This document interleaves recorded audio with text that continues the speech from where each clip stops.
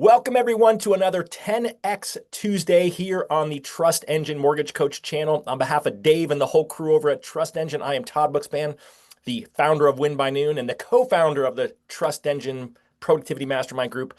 And it's always a privilege to get to take over this call. And then it's always an idea of who do I get on here who I think is going to add the most value in what's going on in the market today. And the first name that popped into my mind was none other than Keith Collins. I'm going to give my version of Keith, and then you can fill in the gaps, right? So, what I think makes Keith so unique is number one, if you go back, he's been a member of this community for a long time. But if you go back, he like wore fancy clothes, he had glasses, he had, combed over hair. He was just a nerd.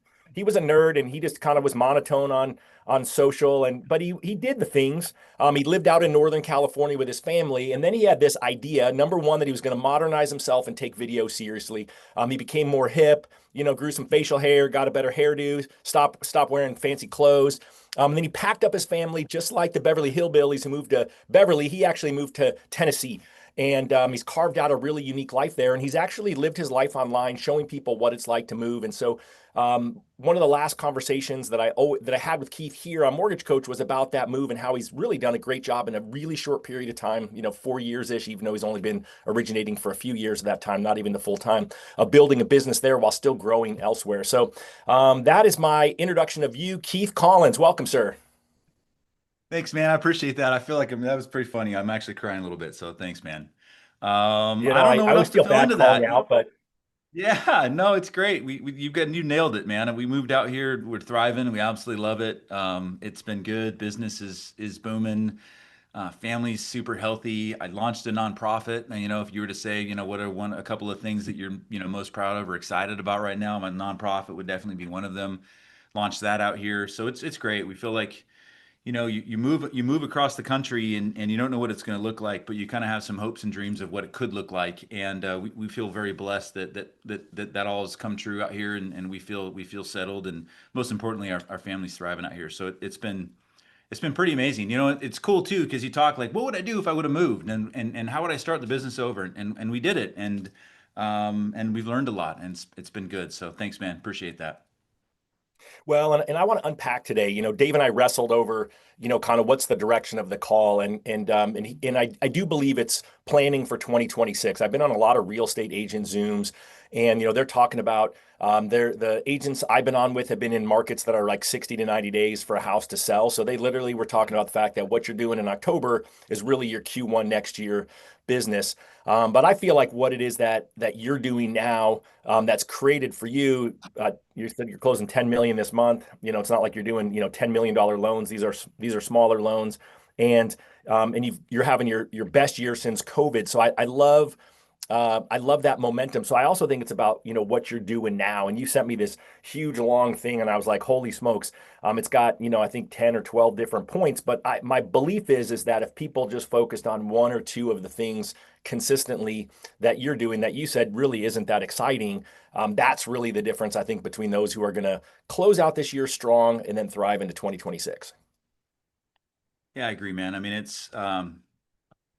there's a lot of opportunity right now to take market share, and I think the refinance is coming in and going out and coming in, going out, and actually have been better for the people that are trying to get after real estate agents because I think it's distracting loan officers to chase their pipeline and then not chase their pipeline and then chase their pipeline, not chase their pipeline, and I think it's so publicized, right? When interest rates are dropping and people are refinancing, every lender in the planet is talking about rates dropping and refinancing, and I think our realtors see that. That's not to say that I'm not going after it, but we're I think doing it a little bit different. But because of that, I think that's opening up a lot of opportunity going into the winter here, where you could really take some market share and grab some new relationships that would make 2026 a pretty fantastic year. And that's what we're trying to do. I hate to say it. I feel bad for some of the Nashville people out here, but I mean, every new agent I have out here, I'm taking from somebody else, and so that's my game. Is I've got to, and there are some pretty entrenched, amazing, great mortgage advisors out here, and so it's difficult to pull some of those relationships away.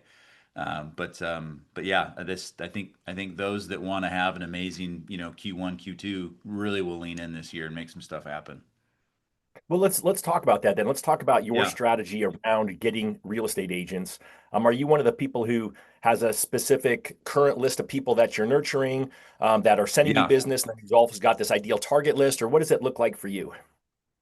Yeah. So at first, the thing that I want to say, I was talking with one of my agents. This was a couple of weeks ago, and they thanked me and they said, "Thanks for not calling to have coffee." And that really kind of stuck out at me is a lot of, so many loan officers, mortgage advisors, whatever we want to call ourselves, are calling real estate agents for coffee. And that just doesn't work. We're all busy. We all have lives. When I look at the majority, it's interesting. I don't know if this is similar for other people. When I look at the majority of my real estate agents, like the majority of my real estate agents, they're married, they have families and kids. Their kids play sports. They're active in some other, extracurricular activity, and they're busy, and they don't really have time for coffee. And so I think it's taking a completely different approach. And I think about it this way, right? That there's when you have caller ID in today's world, you know who's calling, and in a split second, you're making a decision: do I answer this call or do I not answer this call? And I think if you're calling to check in, if you're calling for coffee, if this is your 15th just follow up message because interest rates drop, you're going to voicemail every single time. We need to have an approach with real estate agents where when we call, they're literally, oh, this is Keith. I need to step out. It's going to be something that's really important. He's going to teach me something, invite me to something, or update me on a lead. And so that's really been my approach with this, is trying to present myself in such a way where the agents see true value from me as a business partner, not just a loan officer. I have agents now reaching out just right before this call. One of my real estate partners reached out. They wanted to have they reached out to me for a one-on-one meeting to talk about taxes. They had a tax issue that they were trying to work with. They were trying to figure out how to get money out of an IRA and mitigate the taxes they're going to have to pay. And we came up with a strategy to help them for that. And so that's, I think, the position that I'm trying to approach myself with this. So in terms of targets, is I absolutely have targets, and a lot of it's just a math metric thing, right? If you want to close 50 transactions, 25 agents, that'll send you two deals. I mean, it's a simple math formula. If you want to do 100, two agents, that 50 agents, that'll send you two, and you can kind of backwards math into that. But I always have my agent list that we're targeting, and I separate it between the agents that can send me two and the agents that can send me 10. Um, the agents that can send me 10 are the whales. Those are the ones that are, maybe if you're lucky, you get one, maybe two of those a year. And those take a while to work and overcome because they already have an agent, or they already have a lender, right? You're entrenched. Someone who's has the opportunity to send 10 closed buyer transactions to you in a year has an entrenched relationship with their current lender. They just have it. And so you've got to break that up, and that's going to take time. And if it doesn't take time, be scared, because they're going to drop you like a hat as soon as something goes wrong, because I'm not perfect and things go wrong. So yeah, I just do it a math I do a math list. We build it out, and then we go out and actively target those agents, and then we review it every 90 days. I think this is critical. Where people don't do that is, where am I getting traction, where am I not getting traction? Oh, and use an MMI or a reader, or those, if you have a branch manager, they should have some sort of resource like that, right? Do they actually have, because in the world of social media, you may think somebody's super busy and doing a lot of transactions, and they may not, and they may not have anything that they can send or refer to you. So do the research first to ensure that, yeah, they actually do have the opportunity to send it to me. Build that list, and then you need to review that list every 90 days. Who am I getting traction with? Who am I not getting traction with? And then what path should I change to try to get more traction with them? So you mentioned that you're gonna teach or invite agents. So when you're going after Yeah, an agent who can send you 10 deals a year, who you are you truly cold calling these folks, or is this someone you've bumped into at an never. event, and then Yeah, you're so literally yep, picking up the sorry. phone and calling them, or walk us through what that looks like? Yeah, I'm trying to evolve the relationship to a place where it's more so, why have we not met, rather than when can we? And so for me, it always starts, almost always, it's some warm introduction. Um, I have always done a really good job with in-house relationships. So I have two formalized in-house relationships that actually have access to over 600 real estate agents, and then I have an informal relationship with another 60. So that was my key thing when moving out here to Nashville, was get an in-house relationship with a real estate office, whatever it takes. I believe that putting amazing mortgage advisors inside of real estate offices is a true key. A lot of a lot of mortgage companies put poor mortgage advisors in an in-house relationship. So that was one, right? Just by nature of being around and being available, have access, and it's, they're not going to send you business overnight. You're only removing 4 or 5, barriers of entry with that opportunity, but it's a completely different opportunity. And then in terms of targets, it all started for me with social media. So once you have your list built up, now you need to friend them everywhere. You follow them on Instagram. If you're TikTok, you do TikTok. If they're on YouTube, you do YouTube. If it's on Facebook, it's on Facebook. And I dedicated 3 days a week for about an hour and a half a day of just trying to engage with them in a very creative way, sliding into their DMs, but more so, um, gifting, right? Like a kid gets, one of them, I saw the kid got accepted to a college, and so it's sending them an actual thoughtful gift about congratulating them on their kid getting into college. So how do you engage with them that way? I bought someone a car wash one time. They were talking about their car being super dirty and they had to do showings. It was like a mom life, and the inside of the car was a disaster. And I literally had my car detail guy, it was $70. He called them up and detailed their car. So using social media as a tool to really learn things about them that you have no other way of learning unless you have an intimate personal relationship with them, and then engaging that way. Um, that's how I started all of the big relationships that I have. It was all through social. All right, so listen to that. He slides into their DM, he follows them, he comments, he does the things. He's not doing it creepy, but you guys are here on Fridays when Deb Bird is here talking her plug and play SM strategies, and that's one of the things that she talks about. Do you also create like a favorites list or anything like that to make it easier for you to follow them while you're targeting them? Yeah, Instagram, and that's done in that 90-day process where we completely revisit and then we'll rearrange that favorites list. So on Instagram, you have the ability to create a favorites list. You can have up to 50 people in there. And what you do when you click the favorites list, if people don't know about it, is it completely resorts your feed to those people. And so it makes it an efficient way to engage with those individuals because, Instagram may not show me the, top 20 agents that I want to work with. But if they're in my favorites, I can resort the feed to just their stuff and then quickly engage in a very effective and efficient way. And so, yeah, Facebook. I mean, I wish Facebook does a friends list. It's a little bit more complicated, but Instagram is fantastic for that, 100%. And I think most real estate agents are trying to go. At least I see out here. It wasn't most, but a lot of the ones that I work with out here are focusing more on Instagram than they are on Facebook. They're trying to, be an Insta agent, and so it's just an easier an easier way to engage. All right, so a lot of people are listening saying, well, that's great because Keith has these two big offices and access to 600 agents. What would your Yeah. would your strategy change if you were going after an agent who wasn't in one of those offices? Yes. So the strategy would be the social media is the way that it was, and just always trying to find a way to do that, right? So, and just little things. So I want them to see me as a business partner, not a vendor, right? We're not dispersing soda pop, and so I want them to see me as somebody who's critical to their business. Like their business is better because of it. Like, and so that I try to talk about different things. I try to focus on different things that can create opportunity for me. This year, in the last probably 30 days, I had probably 10 real estate agents reach out to me to have sit down and talk about taxes and tax planning because it's something that I talk about a lot on social when I'm engaging with them, when I'm engaging with their clients, and on the updates that I send out. So I'm trying to create an opportunity where I can come alongside them. So there's one of the big luxury agents that's out here. She's talking about doing something, and she was actually explaining how she was upset, or not upset, but she was airing it out that she couldn't do this a way that she wanted to pick up this investment, and it wasn't accurate. And so I just reached out to her, sent her a DM, and said, "Hey, saw that video that you'd put out about the home that you wanted to buy and the issue that you're having. I think I've got a creative way that you can make this work and still take advantage of the taxes." That got me a meeting. She's like, "That sounds great. Tell me how I can buy this investment property because I want my beach house in 30A." And we had a meeting for it. So I wasn't calling for buyers. I'm just trying to find a creative way that I can insert myself into her life and then add value. So let me throw in a quick tip for all of you. There's a guy that I'm good friends with. His name is Brett Tanner. He's Be Wealthy Brett online. He's getting ready to relaunch season 2 of his YouTube channel. But if you go back and watch his last year stuff, he just walks you through the basics of building wealth.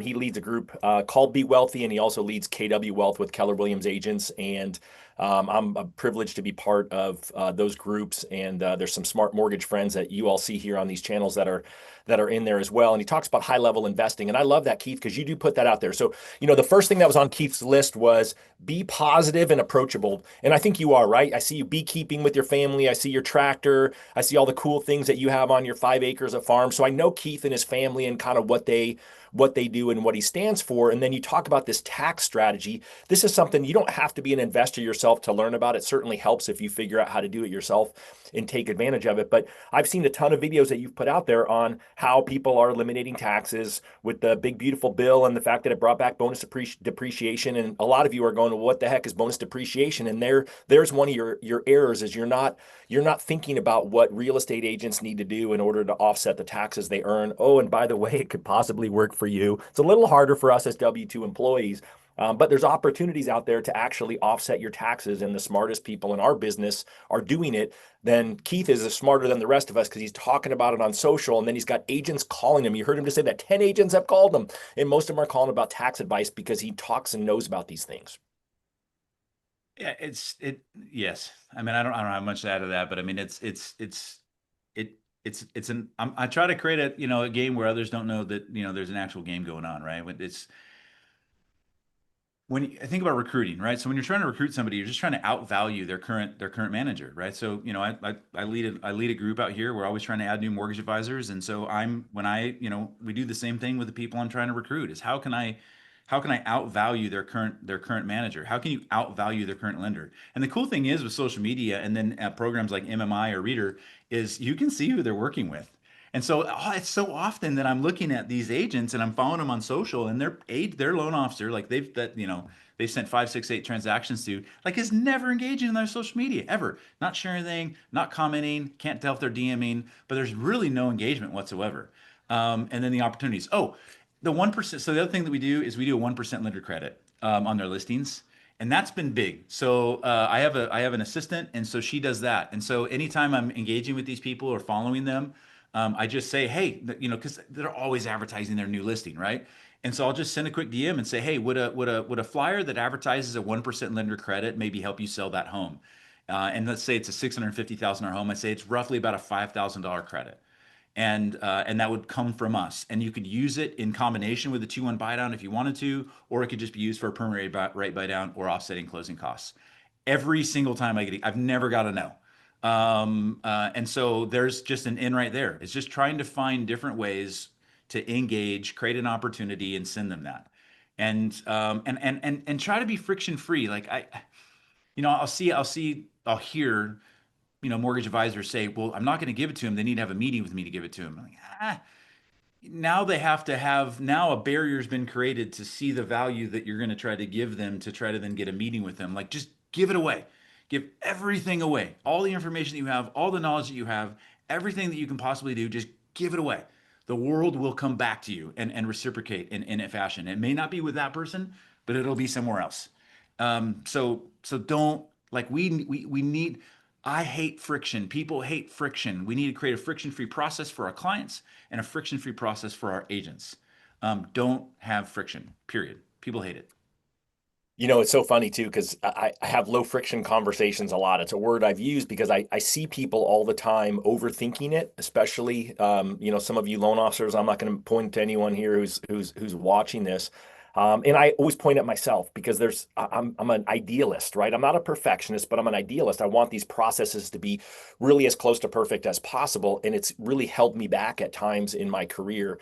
And so just think through what can you do to make your business easier as you're thinking ahead till next year. And then more importantly, how can you be less friction for the agents that you're working with? How can you have a better process? How can you over communicate? How can you do the things that are needed? You mentioned that you're inviting people to things. What types of things are you inviting your agents to?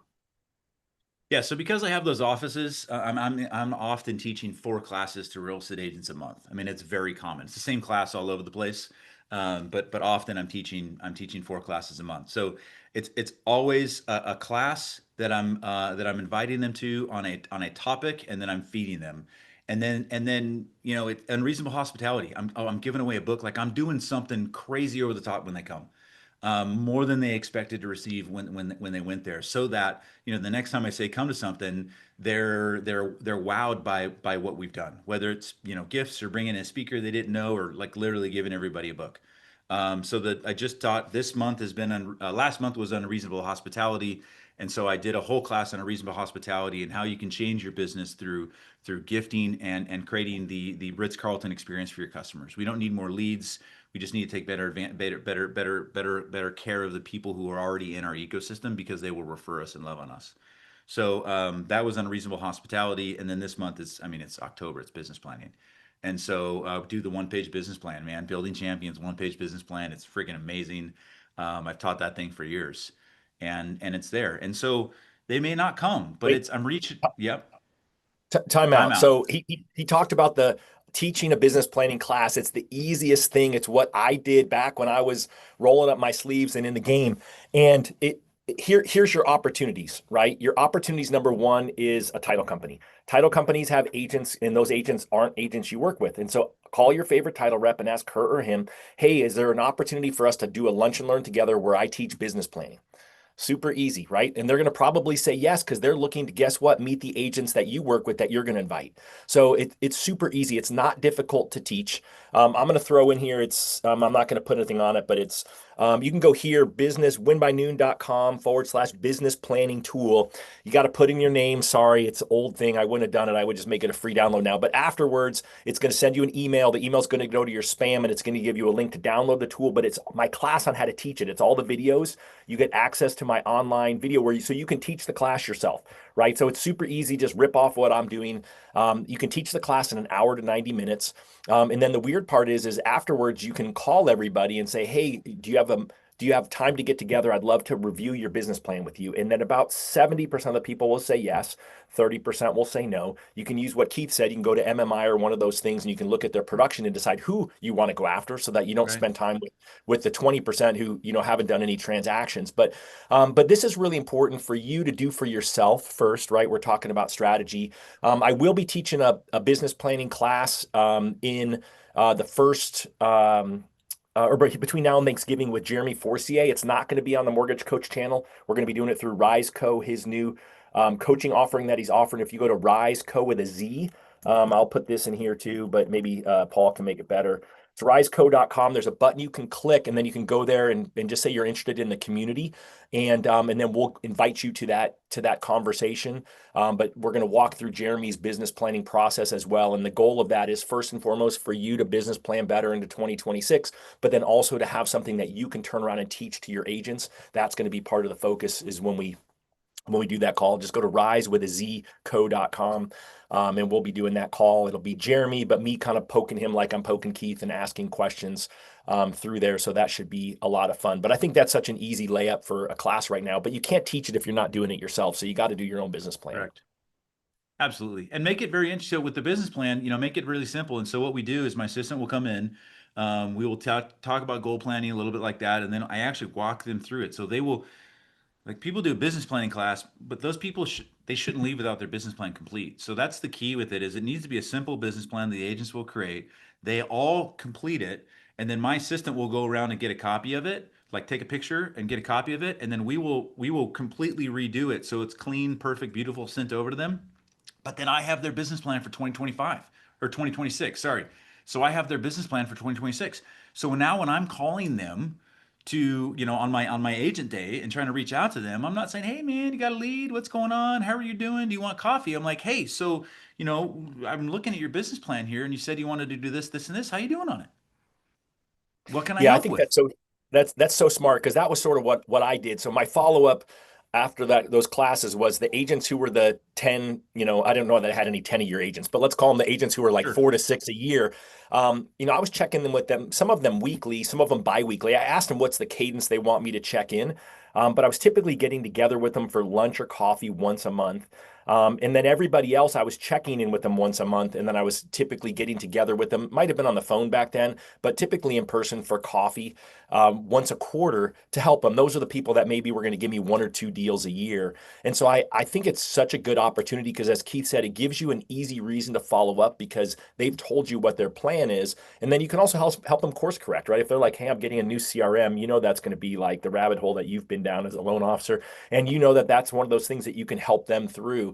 If they're talking about doing something on social, then you can watch some of the videos that we've got here in the Trust Engine channel, and you can figure out what videos are out there that'll do that for you. If you want to look at classes, if you go back, we interviewed Brian Manning maybe a month ago, 6 weeks ago, and he talked about the classes that he teaches. So if you want to put classes on your business plan for 2026, which I would recommend, then do that. And then the last thing I would say is you can also just call an agent one-on-one and say, hey, would you be open-minded to getting together with me and working on your business plan for next year, right? And you might start with, hey, have you worked on your business plan for next year? And they're all going to say no.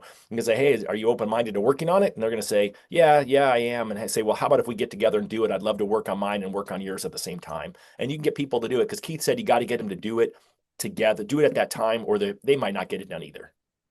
Correct. And I want to comment something. You made something that's been sticking with me here. You said, hey, well, Keith's got all these real estate offices. I moved out here 3 years ago and I didn't have a single freaking real estate office. Like, so broker owners, team leaders should be on your target list.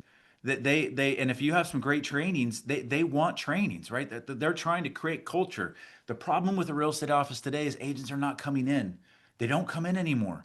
And so they're constantly trying to figure out ways to create community, create culture, create stickiness, add value to their current agents. The agent doesn't need the broker anymore. The broker needs the agent more.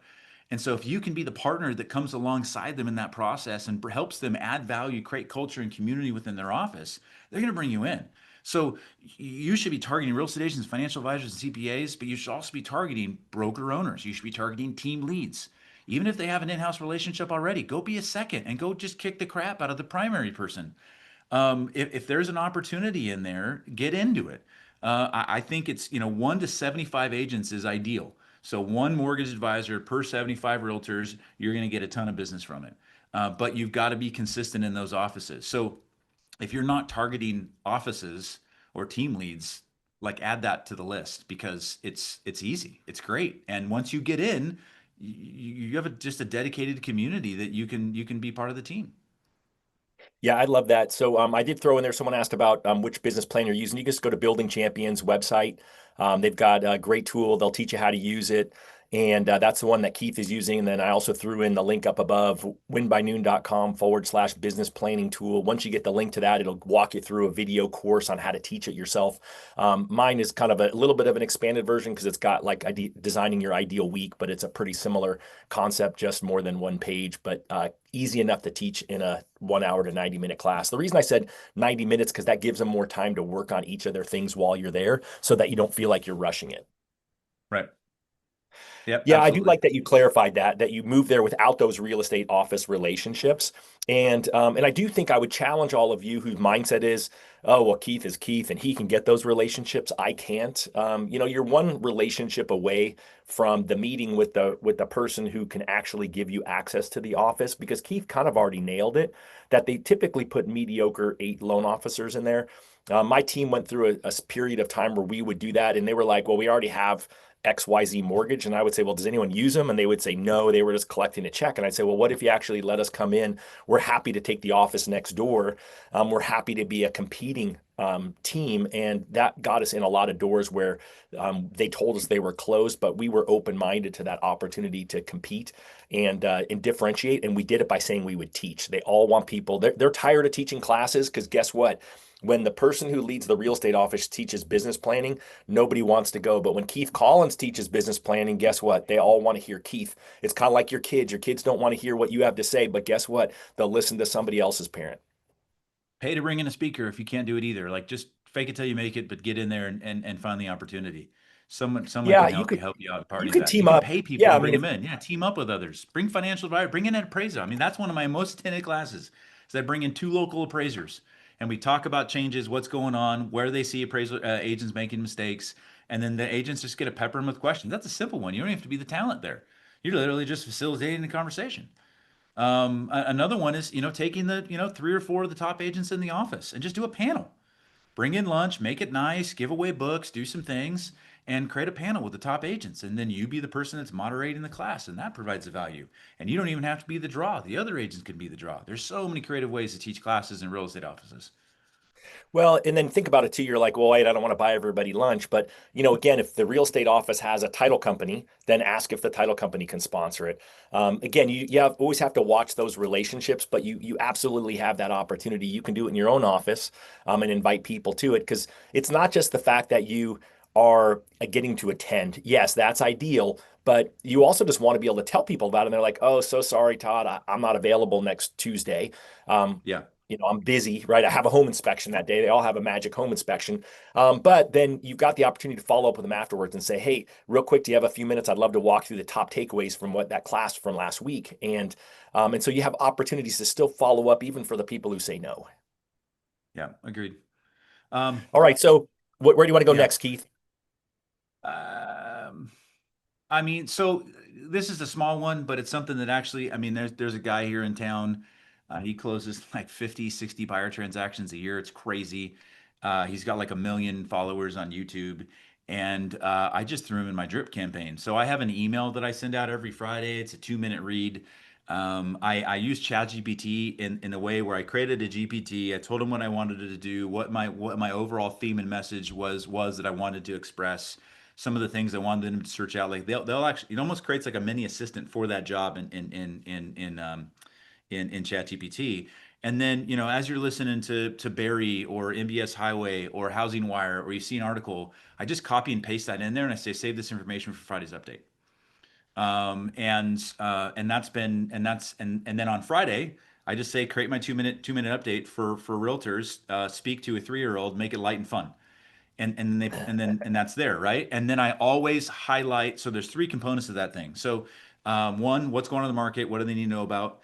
Two, one of the programs. And so I don't talk about conventional loans. I don't talk about FHA home loans. I don't talk about down payment assistance. For me personally, I talk about California relocations because that's what I did. I talk about VA home buyers because I love serving veterans, and I talk about non-QM financing because no one else does, and it's actually 50% of my business now. So I talk about the things that people don't necessarily talk about and the wins that we're actually having with them. So, market update, what's going on in the market? Again, 2-minute read, highlight of a unique program that sets me apart. And then this is just my advantage in the market as a broker. I actually post my interest rates in there for the week, and I use that a lot. Even with other, because agents are always sharing interest rates and national rates, and they're always high, and because it's the average national interest rate. Well, my interest rates are lower. And so I actually just take an image of that. I always have it with me on my phone, the previous week's update, and I'll literally send that to him. Just say, hey, do you want to use this next time you share? Because these are lower interest rates. And they say yes, and I say okay. And this is just through social media. Give me your email address. I send this out every Friday, and then I'm adding in that email address. Well, and obviously it's an email that you've well thought out, and so you get people to open it, right? I mean, that's kind of the Correct. thing. One of the things you have to do too, remember when you send someone an email in your mortgage person, it's going to go into their spam, especially if you work for a big company, you've got whatever that big spam blocker is called. And so you've got to train people how to get their or they all work for a big real estate company, so it's gonna be blocked out. If they got Gmail, still tell them it may go in spam and you need to pull it into your inbox. They may not read it every week, but they're going to read it when they care about what's going on in the market. They're going to read about it when they want to talk to their next client about interest rates. And so I think that's a pretty good strategy. You told me in your final thoughts, you said this is not sexy, it's repeatable. The agents you want to work with already have lenders. You already said that you have to outlast, outlearn, and outgive their current one. When you keep showing up with value, they'll eventually give in and give you their next lead. So I think the thing that really stuck with me is this is not sexy, it's repeatable. I think that consistency is one of the challenges that people have right now. They're kind of burnt out. And I think that they're really probably just not clear on what their next actions are. So what are the things that you're doing consistently besides the social media stuff, besides your newsletter, besides teaching a class? Those are 3 big things. What else is in your repertoire? From a consistent standpoint, so I'm extremely consistent on our process on how we handle leads and updates. That is something that's extremely consistent, and so and we can jump into that a little bit. I got a whole thing on that. When you're getting a referral from an agent, unless they're a brand new agent that's never referred a lender before, you're on the show. Like you've gotta be better than the other lender, and they're probably referring the other lender too. And so you've got to have a completely different process. I had an agent one time, come by, and this was a long time ago, 10 years ago. I was working in a real estate office. They sent me a referral. On the first referral, I always reach out. I ask why. Like, hey, what was the difference? Why'd you send me this one? And I had an agent one time tell me, Keith, like, I went to my lender's office the other day and their desk was a disaster. And I immediately thought, how do they keep things organized? And they realized their files are a mess. And I just saw your desk and it's freaking clean and organized. And so I figured if you're busy and clean and organized, you probably will have clean and organized files, right? So it's like it's not that hard, right? It's not sexy. It's just being repeatable. So that's where it's like it's literally a show every single time. So when I get a referral, like immediately, thank you so much for the referral. Like all caps, exclamation points, smiley face, thank you. You drop everything that you do and you reach out to that referral, right? I have a whole process and teaching my agents on how to refer us, which I can go through, but you immediately call them. And then you immediately reach out back out to the agent and just say, hey, thank you so much for the referral. I just want to let you know that I just left a message. I sent them a text. I sent them a link to my application and a link so they can book time on my calendar. And then you continue to follow up with them and keep the agent updated. And so I mean, I think that's highly important. Um, Great agents are busy and they will not trust chaos. Your communication systems follow up reflect your professionalism 100%. And so that's that. This is the first referral, right? So then you have the conversation with the client. You immediately call the agent and you update them. Hey, I just spoke with Sally Joe Bob. She wants to buy the home. This was our conversation. Here's what we're doing. This is my strategy for them. This is my strategy for them. You actually have a strategy for them that's different. Most loan officers are not going to tell the agent this is the strategy for them. They're right, and so they complete the application. You update them, right? This is simple stuff. You have to have a system in place, right? The application comes in, you update them. They have their application. They've completed it. Once they're approved, I believe you need to have a system that updates the agent specifically on what's going on with their client, and they need to have the ability to generate their own approval letter. I get so many comments on first-time referrals from real estate agents about their ability to generate their own approval letter 24/7. They don't need me in the process to do it. Like that's just a simple thing. And then you do a deep. There's two things. You do a debrief. So this is your first referral, first approval. You're reaching out to the agent and you're saying, hey, here's the update, right? Here's what we're doing. They're approved. You should have the letter. You have the ability to generate your own approval letter 24/7. How did we do on this for you? This is the first referral that you've sent us. Is there anything that we could have done differently? Is there anything that we did that you don't understand, like why we're doing it this way that I can explain? Right? Super important. And then you do the same thing when you close the transaction out, right? So when you actually close out the transaction form at close, you do a debrief there too. How did we do? Um, so I think that's super important. Oh, this one, this is my gold. So check this out. So with the client, this is huge, and this gets me so much. So you're wrapping up your pre-approval call, post-approval consultation with your client. That's what we call it. And you ask them, simple question. Hey, did I answer all the questions for you? Is this how do you feel about this process? How do you feel about your pre-approval? Whatever version of words that you want to say in that. But you just ask them that. Yeah, Keith, you're great. This is awesome. We feel like I'm like so you feel like you got a clean strategy in place. You know what the next steps are. Absolutely, Keith. Okay. Can you guys do me a huge favor? Yeah. Like, what do you need, Keith? So, Sally is one of my favorite real estate agents that I love to work with. She sends me a tremendous amount of business. My business is different because she's in it. And it's a big thing when she says, call Keith, he'll take care of you. Will you just shoot her a quick text here when we get off the phone and just let Sally know that I took care of you guys? Every time they're like, yeah, absolutely.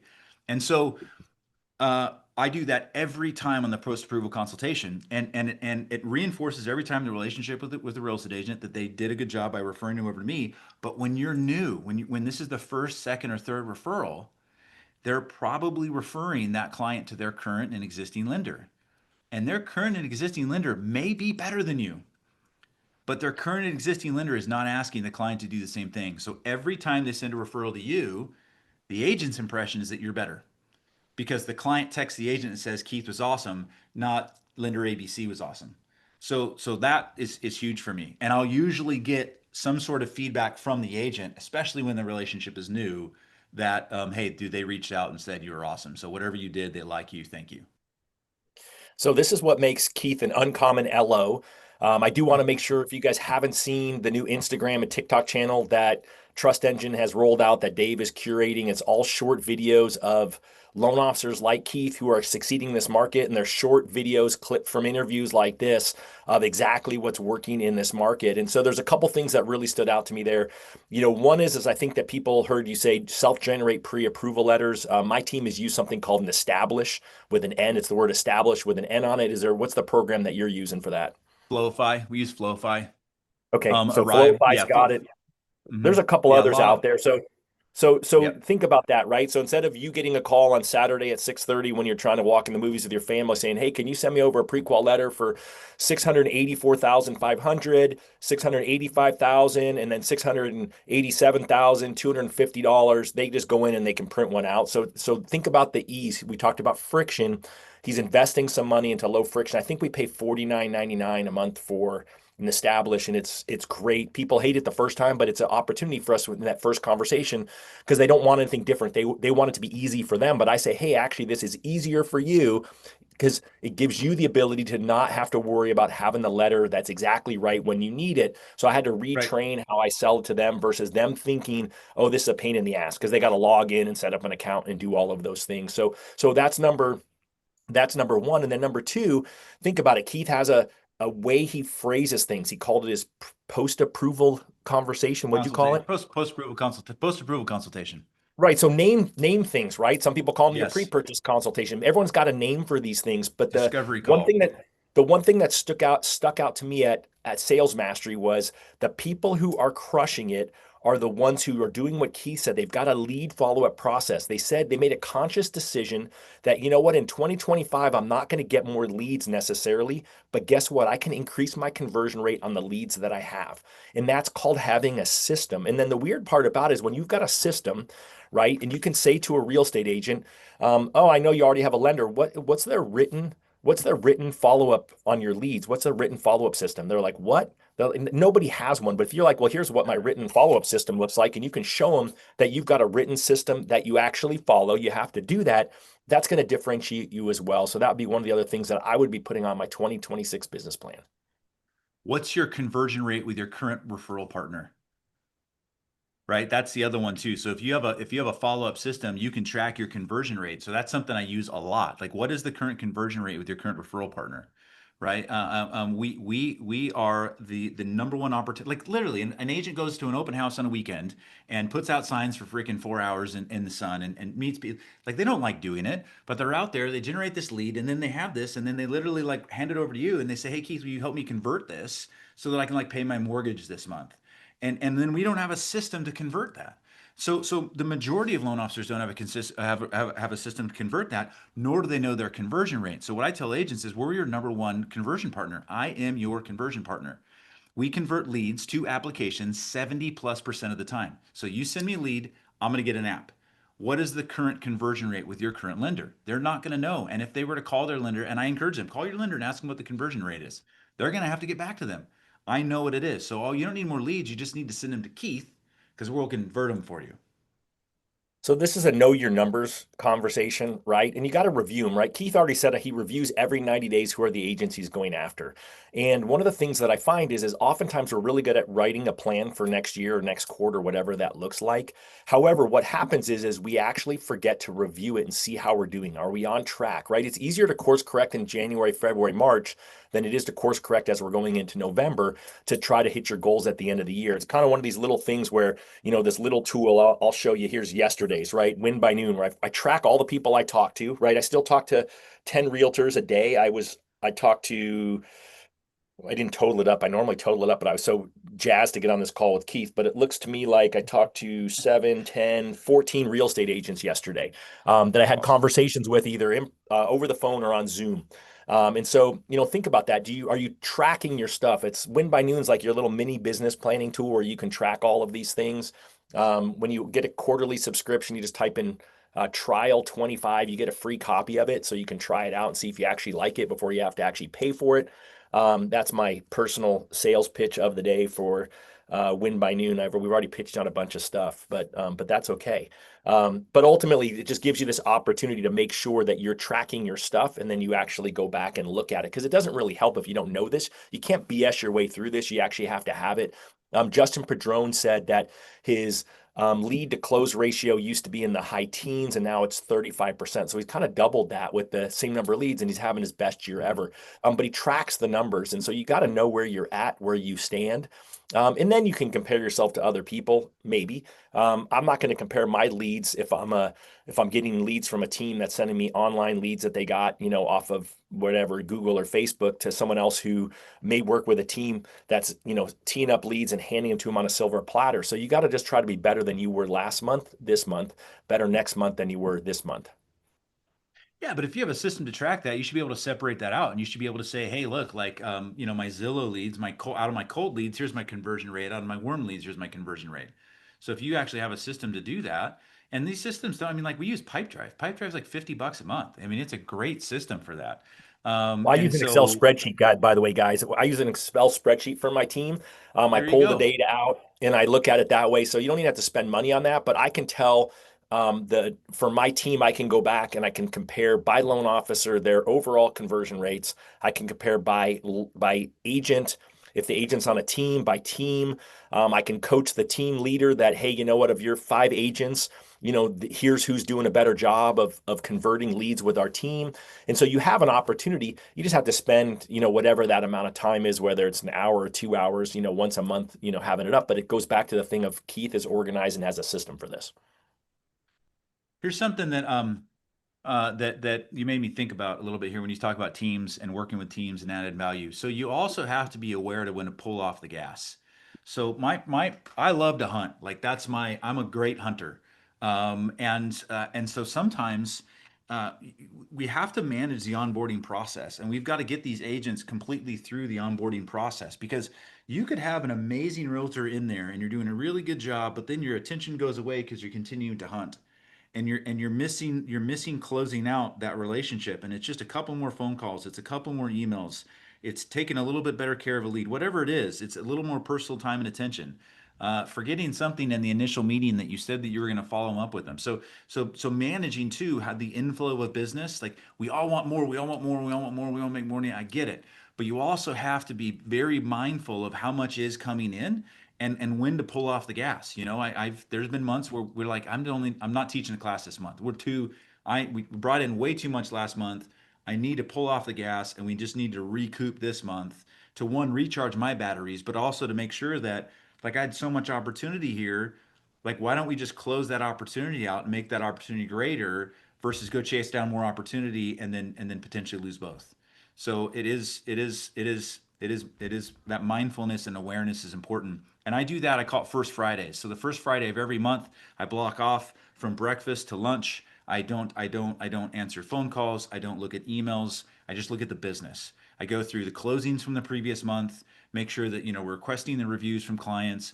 I go through, who are the agents that we're working with, not only because in our 90-day kind of plan for who we're targeting, also who are we working with that might need a little more love from us because, we had a rough transaction, or I haven't seen a referral from them in a while. Like, who needs love from me that's already in the ecosystem? So First Fridays are super important for me to do that, so I know when to lean in on the gas, and when to pull it back.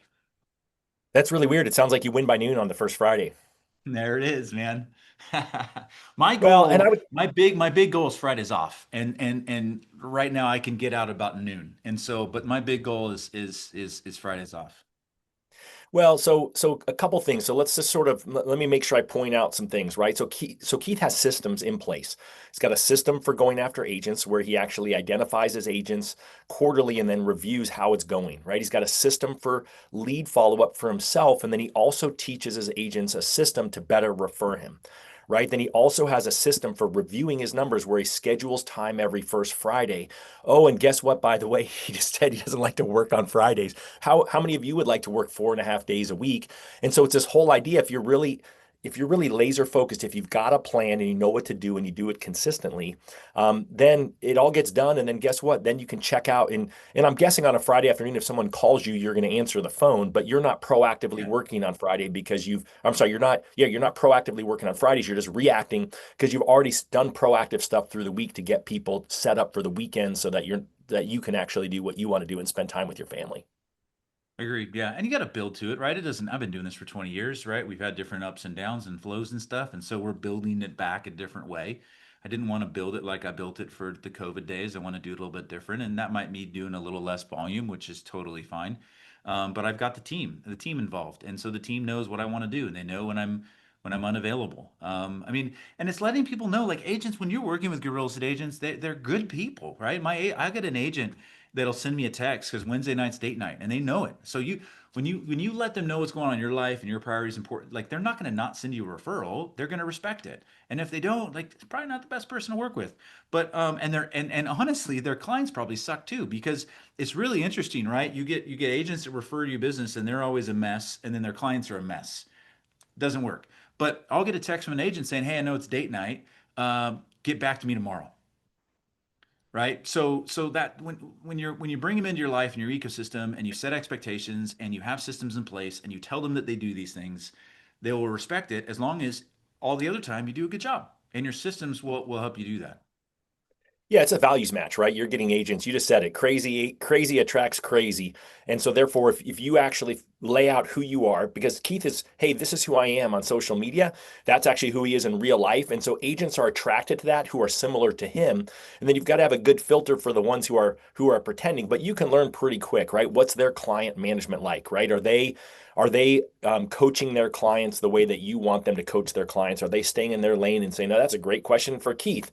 Or are they trying to answer the lending question themselves? Are they the ones who are doing a text intro between you and the client saying how amazing you are, and why, that they've already bragged about you? And just as I said, Keith is amazing and here's his contact info. I want you to meet him. Or are they like, hey, gave someone your phone number along with the three other people and hopefully they call you, right? Right. You gotta set up people with the right people as we Yeah. kind of wind down here. And that Um, happens too, though. I get that referral, hey, this person's going to call you or, look for a call from this person. And I've got agents that I work with that I know send people to three other people. And I try to have the conversation about, why do you have to send three? And it doesn't work. I still haven't figured that one out. Nothing's perfect, right? I still have those things. And sometimes I feel like they don't respect me. But at the end of the day, like we make a really good living closing a home loan. So we'll deal with it. But I'm not inviting them to my client appreciation event. It's different. Well, and I would say this: there were some good scripts we did on Scriptapalooza a couple months back with Phil Yes. Jones around the three cards. So make sure you check out that video if you haven't. One thing I want to make sure that we talk about, Keith, before we wrap up, is your nonprofit. I know that you're so passionate about doing things, and what I love is I remember you and I having a conversation. You're like, "Hey, I'm starting this thing," and then now you fast forward to now, and your thing is like changing lives. And so I'd love you to just be able to tell the crew about that. Yeah, super cool, man. And when I moved out here to Nashville, we restarted our community completely. I didn't know anybody out here. We didn't like move out here and have a bunch of friends in place, and we moved out here because they were here. I didn't know anybody, and so we needed to reestablish, our community. And so I had this really cool idea. I'm all about giving and giving back. And I have no problem with churches and other places that give money, other countries and things like that. But like I like to focus on our local community. And so what I created was 100 strong. So 100 guys get together once a quarter. We each bring $100. Three local charities pitch. We vote like Shark Tank style. It's kind of fun. And that night, one charity wins. We write a $10,000 check, and we've been doing it now for about 2 years. Took us about 6 months to launch it. I'm on a waiting list for members. I have two amazing venues here locally that donate the space to us. We just did our event last Thursday, Leapers Fork Distillery. We focused on homelessness, and man, it was cool. And we gave away $10,000, but that night we raised another eight. Kirk Cameron's a member. He did this really cool thing on the monument to the forefathers, and then he auctioned it off. We raised another $8,000, so we gave 18 grand to charities that support homelessness in Middle Tennessee. And so again, we do it every quarter. I've built out my community of men. I think women do community really well. Men kind of suck at it, and I think I hope I'm not rambling here, but a lot of us have a lot of 6 p.m. friends, but we don't have a lot of 3 a.m. friends. Like I know a lot of people, but I don't have a lot of people that I would potentially call at 3 a.m. to come, watch my kids at night if I had to take my wife to the hospital or something, right? And so we've really intentionally tried to create this community in such a way, like the members are vetted. They have to fill out an application before they come in. They have to be referred by somebody, not because we're trying to create this crazy culture, but we're trying to create this community where men can come in and just kind of let their guard down and try to find some new deeper relationships, because I do think that we're all looking for those. So it's been fun. It's been amazing. I'm starting to get a bunch of business out of it, which is a byproduct, not an intention, but it's been really fun, man. We've given 5 events, $100,000 to local charities. We supported women. We supported kiddos, trafficking, homelessness, all kinds of stuff.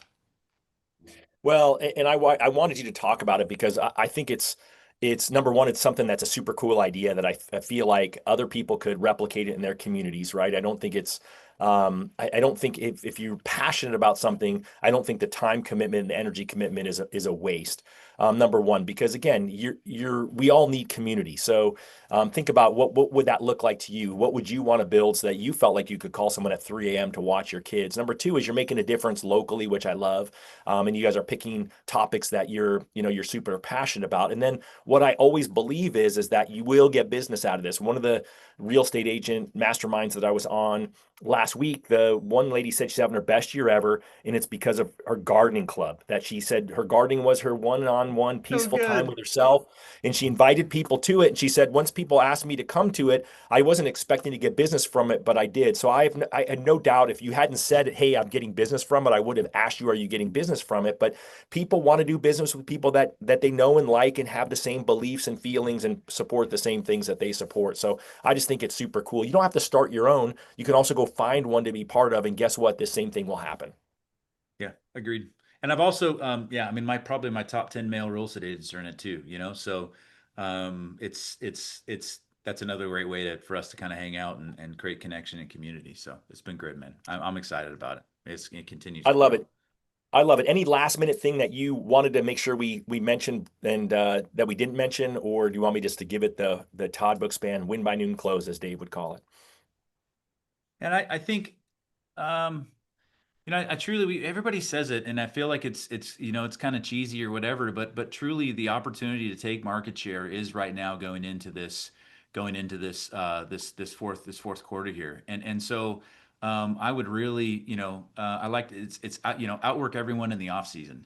And that truly is a thing. And so don't, Bill Hart always talks about what a pumpkin spice latte season or whatever, right? As soon as the pumpkin spice lattes come out, and at Starbucks, everybody tries to take their foot off the gas, but this truly is the opportunity. And so if you're a person that is not super excited about what has happened this year, there's next year, and there's an amazing opportunity, but it literally starts now. There was an agent that I used to work with a long time ago, very successful agent. He ran a big company, had a lot of realtors, and I remember he would always say, an agent would come in and say, "Hey, like, uh, I'm having a great month." And he's like, "No, you're not." And they're like, "What do you mean?" And he's like, "You had a great month 60 days ago." Right? That's what's causing the results today. And that's the same thing here is for us to have that great Q1, great Q2, or an amazing 2026. It starts now, leaning in when everybody else is taking their foot off the gas, because they will. Opportunities will come that you normally wouldn't have in June, in November. Yeah, I think that was a perfect bow on it. I couldn't have said it better. Yes, the Bill Hart pumpkin spice latte Spice season. It's latte. true. It's true. I looked at my calendar yesterday and I looked, we've got 2 full months at the end of the year, but I looked at the number of days that I'm going to be working, right? I'm going to be, when am I taking off for Thanksgiving? When am I taking off for Christmas? I mean, you're going to be surprised. You probably aren't going to be working more than 30 something days the rest of the year once we get past this week. And that tells you that you've got a huge opportunity to outwork the people who aren't. And it's you kind of talked about it, right? You couldn't always only work 4.5 days a week. I do think there's times where you have to work at a balance, where you have to work a little bit harder. And this may be one of those times for you. This may be the opportunity for you to look at, go back and re-listen to this call and look at some of the systems that Keith has in place, and then put that in your 2026 business plan. I would start with getting one of the business planning tools that was mentioned, either the Building Champions one or the Win by Noon one. We'll make sure that if you're watching this on YouTube, that those links are down below. And I would first and foremost write your own business plan, but then I would get comfortable with getting in front of a room and teaching it yourself. Now, the way you start that is you find one friend one of your real estate agent friends and you teach it to them one-on-one, and then you can feel comfortable inviting three and teaching it to three, and then you can get in a room in front of 10 or 20 or 40 or 50 or whatever that number is. It's probably going to be more likely in the 10-ish range. But that is a huge opportunity for you. And then make sure you're doing what Keith is doing. Review it every quarter. Make sure that you're tracking your numbers and you know your numbers. And then what Keith said that was genius is he knows his numbers so well, he asks the agents how their other loan officers are doing. And we all know that nobody else knows this. I already said if you've got an outlined, written down process and you ask an agent about a written down process of theirs or your competitors that they're working with, nobody has one. And so these are differentiation points. So this is a huge opportunity. I think this is a great way for us to launch into talking business planning 2026. Man, Keith Collins, this was a gift to our community. It's been too long since we've had you on here. I'm so glad that Dave handed this over and that you were the man today because I think you really crushed it. Thanks for sharing with our community. Thanks for what you're doing with your community there. Thanks, buddy. Appreciate you, man. Thank you so much. All right, on behalf of Dave and the whole Trust Engine crew, myself and the Win by Noon crew, thank you all for being here. You all rock. We look forward to seeing you on Friday when we have another great conversation with a cool person who I don't know who it is yet, but I know it'll be amazing. See you then. Take care.